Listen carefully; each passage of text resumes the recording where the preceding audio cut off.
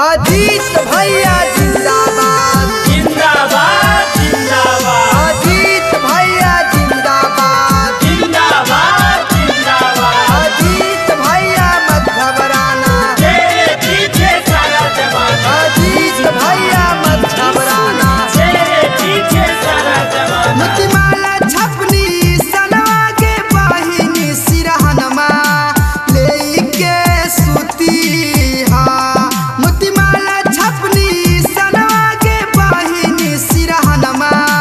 लेके सुती हा कि भोरे भीनु सरवा के बहिनी बटनवा दावेला सीखी हा कि भोरे भीनु सरवा के बहिनी बटनवा दावेला सीखी हा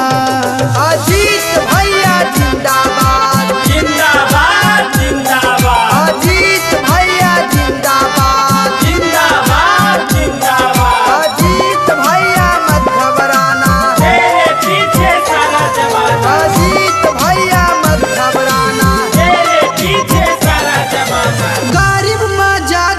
मजदूरवन के हवे सहारावा करेले भलाई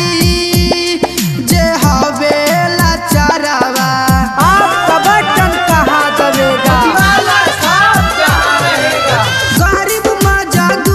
मजदूरवन के हवे सहारावा न दौलत पाना चाहतावा के हाथिन उम्मीद बाराबा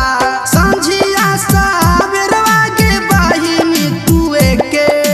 नजर गे देखी हा समझिया साबरवा के बहिनी तुए के नजर गे देखी हा कि अब किया जीता भैया के चाची मुखी या हो बनाई हा कि अब किया जीता भैया के चाची मुखी या हो बनाई हा अजीत भैया जिंदाबाद जिंदाबाद जिंदाबाद अजीत भैया जिंदाबाद जिंदाबाद जिंदाबाद अजीत भैया मत घबराना तेरे पीछे सारा जमाना अजीत भैया मत घबराना तेरे पीछे सारा जमाना अजीता भैया के चाची ना भूलाई मोतीमाला छपनी सानामा पर बटन दबाई हा आपका बटन कहाँ दबेगा अजीता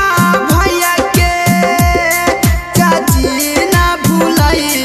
मोतीमाला छपनी सानामा पर बटन दबाई हा ना गला पाना चटवा से चाची तू मुखी या हो बनाई हा ना दौल पाना चटवा से चाची तू इनके मुखिया बनाई हा तोर मांग संख्या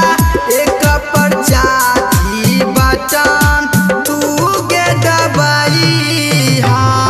कि अब किया जीता भैया के चाची